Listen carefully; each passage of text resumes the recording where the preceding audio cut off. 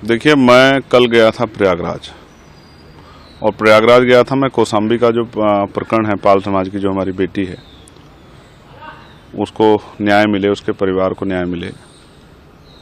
और फिर इसोटा में जो घटना हुई है, उस घटना में जो एक शेड्यूल कास्ट के व्यक्ति को मारकर जला दिया गया गेहूं के खेत में, उस परिवार को न्याय मिले, उनकी मांगों को पूरा किया जाए, क्योंकि अभी तक उनकी मांगें पूरी नहीं हुई है। लेकिन मुझे पुलिस ने गुमराह करके, या ये कहिए कि मैंने उन पर भरोसा किया और उन्होंने मुझे इलाहाबाद सर्किट हाउस में रखा गया और मुझसे कहा कि अब कुछ देर में हम व्यवस्था करा के आपको वहाँ भेज देंगे। समय बीतता गया, मैं वहीं धरने बैठा रहा। अब थोड़ी देर में फिर ये हुआ कि मैंने कहा कि मैं अकेला आदमी जाना चाहता हूँ, आप अपनी गाड़ी के साथ ले जाओ, मुझे कोई दिक्कत नहीं, मैं वहाँ से चल के यहाँ आया हूँ। परिवार भी चाहता है, परिवार से आम लोगों की बात हुई, उन्होंने भी कहा कि भाई को एक बार आके यहाँ मेरी बेटी की हालत देखनी चाहिए, हमारी हालत देखनी चाहिए। दोनों परिवारों की यही मांग थी, लेकिन पुलिस ने ना जाने क्यों जो है, किसके दबाव मुझे जाने नहीं दिया। अंत जो है, मैंने कहा कि अगर मुझे नहीं ले जा रहे तो उन परिवारों को यहाँ बुला दो। तो जैसे पुलिस ने, एडमिनिस्ट्रेशन ने सब ठान लिया था कि हम इनको ना वहाँ जाने देंगे, ना परिवार से मिलने देंगे। ये पहली बार हुआ है मेरे उसमें भी कि कोई अपने परिवार से नहीं मिल पा रहा, वो जो अन्याय उनके साथ हुआ उसको सुन नहीं पा रहा। जब तक, देखिए, कई तरह के आरोप लगते हैं, जब तक आप जाओगे नहीं, सुनोगे नहीं, समझोगे नहीं क्या सिचुएशन, उसको एनालिसिस नहीं करोगे तो आप क्या कह सकते हो। तो जब मैं गया ही नहीं, मिला ही नहीं, तो मैं क्या बता दूं।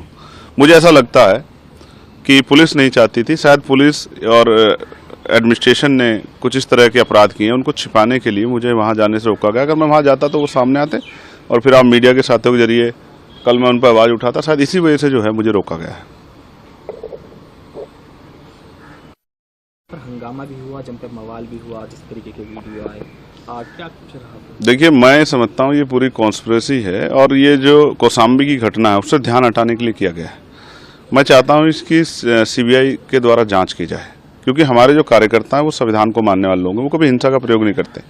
आजकल आम हो गया है, बहुत सारी पार्टियों के लोग नीला पटका पहनते। किसने नीला पटका पहन के ये सब चीज़ें की, मुझे जानकारी, क्योंकि मैं मौके पर नहीं था। जैसे आप मौके पर नहीं थे, मैं भी मौके पर, मुझे भी जानकारी नहीं। तो मगर मैं चाहता हूँ इसकी सीबीआई जांच हो, जो दूध का दूध पानी का पानी हो जाए, पता लग जाए किसने कराया, क्या सिचुएशन थी, क्यों हुआ, क्या स्थिति थी, पुलिस ने लाठीचार्ज किया, पथराव हुआ आम लोगों पे, तब ये हुआ, कैसे हुआ, इसमें कौन कौन शामिल थे, इसकी जांच हो जाए।